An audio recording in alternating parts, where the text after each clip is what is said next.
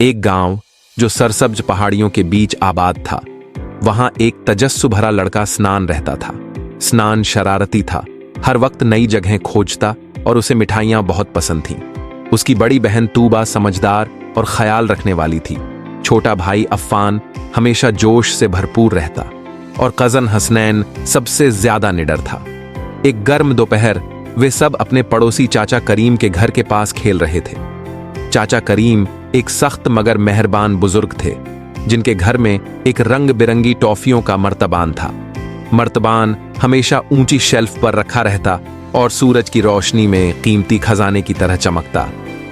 चाचा करीम हमेशा कहते, ये टॉफियां बच्चों के लिए नहीं हैं, ये दवाई की टॉफियां हैं, बीमारों के लिए। खेलते हुए स्नान ने देखा कि चाचा करीम के घर का दरवाजा जरा सा खुला हुआ है। उसकी आंखों में चमक आ गई। वह धीरे से बोला, चलो मर्तबान को करीब से देखते हैं, ये बहुत खूबसूरत है। तूबा ने सर हिलाया। स्नान, चाचा करीम ने मना किया है, हमें अंदर नहीं जाना चाहिए।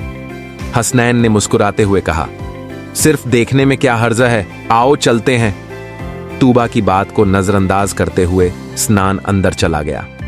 अफ़ान ने हिचकिचाते हुए उसका पीछा किया और हसनैन भी उनके साथ शामिल हो गया।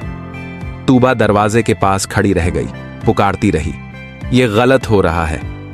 घर के अंदर मर्तबान धूप में चमक रहा था। स्नान का दिल तेज धड़कने लगा। वह कुर्सी पर चढ़कर बोला, सिर्फ एक टॉफी, किसी को पता नहीं चलेगा। उसने एक लाल टॉफी उठाई और जल्दी से मुंह में डाल ली। शुरू में टॉफी मीठी लगी, लेकिन जल्द ही उसका पेट मरोड़ने लगा और सिर चकराने लगा। वह कुर्सी से नीचे गिरा, पेट पकड़कर चिल्लाने लगा, तूबा! तूबा भागकर अंदर आई। अफ़ान और हसनैन डर से जम गए। स्नान, तुमने क्या किया?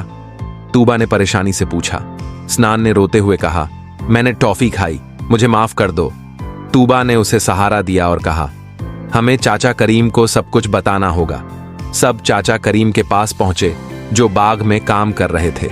स्नान ने कांपती आवाज में कहा, चाचा, मैंने आपकी मर्तबान से एक टॉफी ली, मैंने आपकी बात नहीं मानी और अब मेरी तबीयत खराब हो रही है, मुझे माफ कर दें। चाचा करीम ने स्नान को गौर से देखा और फिर धीरे से कहा, स्नान, ये टॉफियां दवाई हैं, मिठाई नहीं। मैं खुश हूं कि तुमने अपनी गलती तस्लीम की। याद रखो, हिदायतों को नजरअंदाज करना नुकसानदेह होता है, लेकिन सच बोलने और अपनी गलती को कबूल करने से तुम बेहतर इंसान बनते हो। उस दिन के बाद स्नान समझदार बन गया। उसे पता चल गया कि उसूलों की पासदारी और ईमानदारी की मिठास हर मिठाई से ज्यादा अहम है।